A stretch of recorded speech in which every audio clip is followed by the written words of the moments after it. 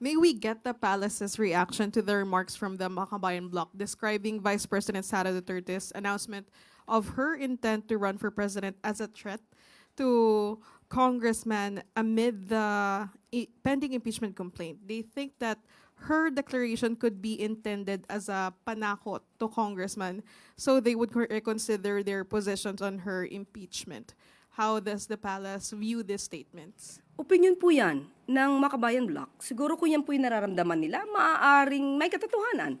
Pero sa mga nahalal po sa House of Representatives, ganyan po ba ang gusto nilang makita ng taong bayan na sila ay natatakot dahil lang sa pagdedeklara na tatakbo ang isang vice-presidente sa pagkapangulo sa 2028? Hindi naman po siguro sila ganon kaduwag para lang matakot dahil nagdeklara lang ang isang tao na siya tatakbo sa pagka-presidente.